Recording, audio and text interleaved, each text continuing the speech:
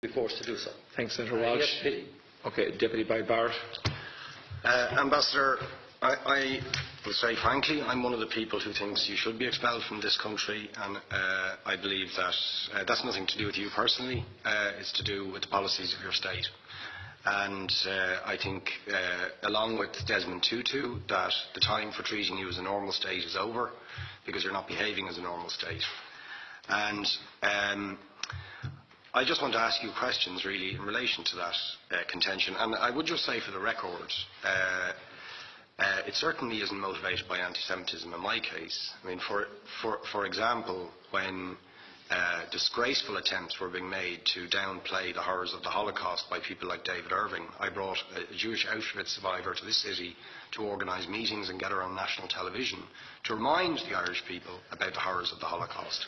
And I would do so again if anybody tried to downplay the horrors of what were done to the Jewish people. But it is precisely because I'm opposed to racism that I oppose what your state is doing and what it stands for. So I just want to ask you a few questions in relation to that. And I should also say, by the way, I lived for a year on Moshav Neot Hakikar in the Dead Sea in 1987, 2 weeks before the first Intifada broke out. That leads me to my first question.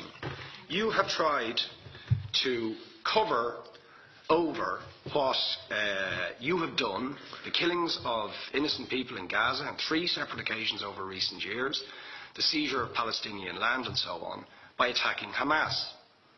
Now, why don't you just admit that Hamas didn't exist when the first Intifada took place? They didn't set up an armed wing until the early 1990s.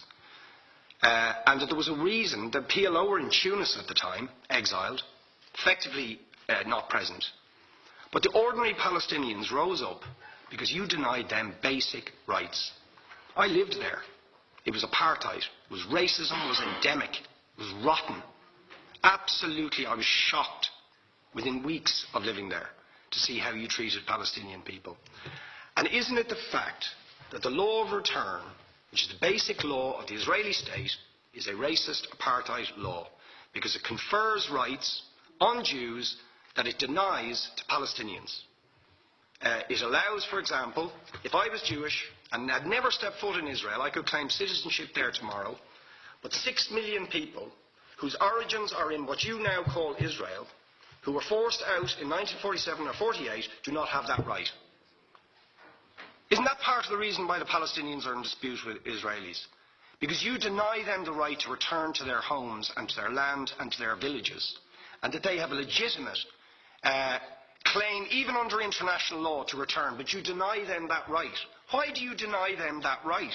And why do you give that right to other people who have no connection whatsoever with the land, whether you call it Israel or whether you call it Palestine?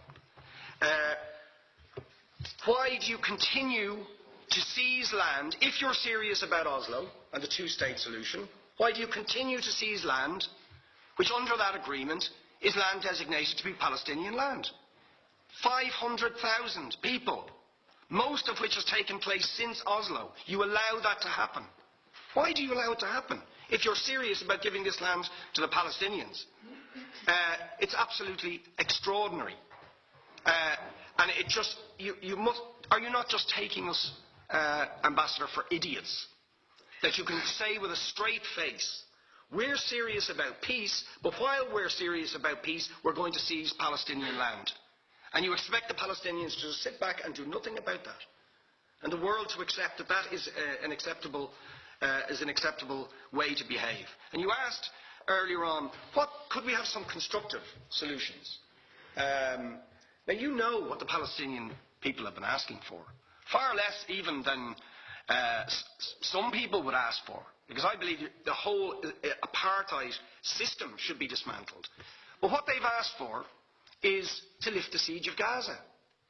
Just to lift the siege of Gaza. Let them have an airport. Let them have ports. Let them not be dictated to by a government for whom they do not vote as to what can go in and out of their territories, whether they will have power, whether they will have clean water, whether they will have medicine. What makes you think you're allowed to have nuclear weapons and the 4th biggest army in the world and visit destruction on the people of Gaza, but they have no right defend themselves. They have no territorial sovereignty over that land. Could you ask questions, please? How do you justify that? Yeah. All right. How do you justify those double standards? And very lastly, Ambassador, people like Bishop Tutu, Nelson Mandela, and I would certainly describe your state as a apartheid state, with different laws for people depending on their race or religion. Now, isn't that just the case that, for example, at checkpoints going into the West Bank, there's a channel if you're Israeli or European, and there's a channel if you're Arab. Just because you're Arab. If you came into Dáil Éireann and they stopped you and said, "Are you Jewish?" "Oh no, sir, you can't come in through the same entrance as Irish people or European people because you're Jewish," you would call that racism and apartheid. But yet, you practice that. You practice that with your checkpoints and your military barriers and your apartheid wall. How can you justify that? All right, thank you.